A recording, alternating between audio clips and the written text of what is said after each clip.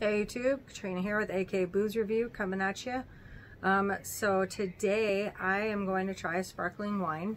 I was at Brown Jug earlier and I was poking around at some of the products that were there.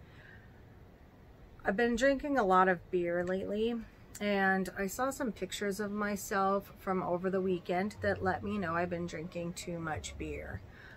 So I decided I should probably get back into wine and sparkling wines, which I'm not a big fan of sparkling wines. Let me rephrase that, champagnes and bubblies.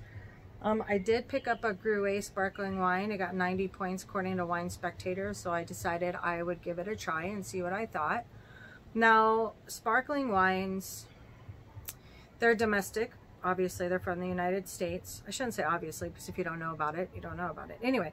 To be labeled champagne, it's got to be from Champagne, France, just so everybody knows. But champagnes are typically a little bit drier because the French really don't like to drink sweet wines. Sweet wines are really kind of our thing, right? Like Americans, we like sweet stuff, or Germans. Germans love Rieslings. Their Rieslings are really, really good. So they have really good Rieslings. That's actually where I started drinking wine from, was in Germany when I was 18. And the Rieslings there taste like apple juice, but they're alcoholic. They can be a little dangerous, but delicious. And so if you're not a wine drinker and you want somewhere to start, then sweet Rieslings, German Rieslings would be the place to go. But anyway, so the beers that I drink are low-calorie beers, but that doesn't matter if you drink too many of them. And I have a tendency to drink a lot of beer. But the Michelob Ultra Golds are just really easy to drink. So even though they're only 95 calories, if you have 6 of them, you still drank 600 calories. So not good. So I decided I needed to watch what I put in my mouth. That sounded bad. Anyway, I need to watch what I eat. And of course that comes with what you drink. So I'm going to be drinking a little bit more wines. Now, for those of you that are watching my videos, I am not a sommelier. I am not a certified Cicerone. I'm not going to sit there and try to throw out a bunch of big words and crazy verbiage on these grapes were grown on the eastern side of this mountain out of Napa Valley or wherever it's from. I don't do that. I will tell you what the wine tastes like. Tell you if it's good or not, because that's kind of a big part of it, right? Will I drink it again? Is it dry? Is it sweet? Fruit forward? Tannins, which are usually from really dry wines, like the ones that I actually like Cabernets. And basically the tannin just makes us, I'm going to throw out my husband's term, like I'm drinking sawdust. That's a good way to phrase it. It just pulls all the moisture out of your mouth and actually causes you to salivate a little bit on the sides. So anyway, that just means it's high acidity. So anyway, today I picked up Gruet Brut sparkling wine, and it's $18.99 at Brown Jug, which actually is a really good price. I was really eyeballing some of the higher end champagnes, which I love, but I wasn't trying to spend $50 on those. And Veuve is like one of my go-to champagnes. I really enjoy the flavor of it. It's actually very delicious.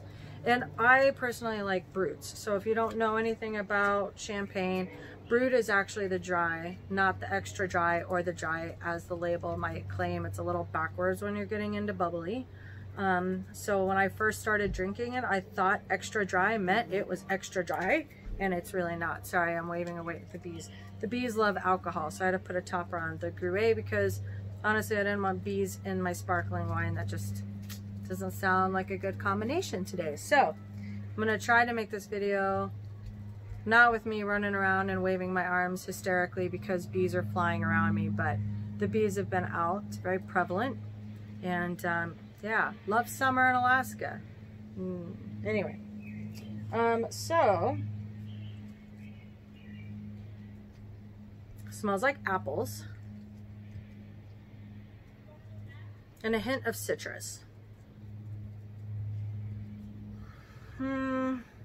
Maybe a little bit of pear in there as well, but very, very subtle.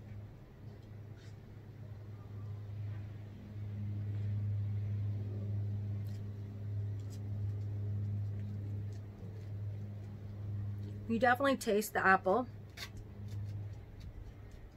citrus on the top of my tongue.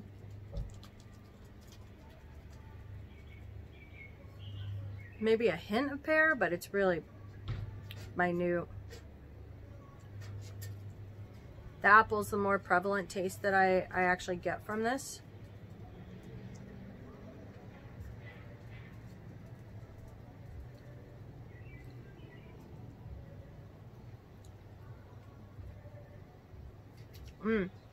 Melon. That's what I get. That's the flavor I can't pinpoint, but, or couldn't pinpoint.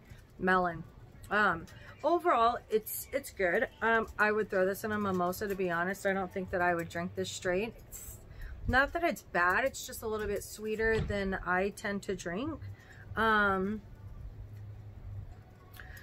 because there's a lot of that fruit forward flavors, I might actually consider mixing this in a different type of mimosa. Instead of just straight orange juice, I would probably get like an orange pineapple kind of juice, you know, like a little bit of a mixture of each flavor to really pull those flavors out of this. And you don't need a lot of juice because this is actually already sweet, as not sweet, but it's there. The sugars are there. So you wouldn't need a lot of juice with this. So if you did, you know, like I would probably fill it that far with the sparkling wine, and then I would just top it off with a little bit of juice on the top, and that would actually be really, really good. And if you did maybe a splash of grenadine to make it, you know, the sunset mimosa, that would be fun.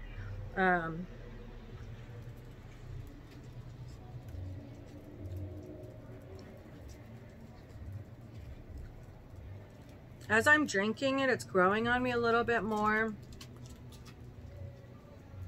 I wouldn't want to drink a lot of this because I feel like I would get a headache over time. But I mean, it's decent. So for $18.99, right, for some bubbly at your local liquor store, it's actually really not that bad.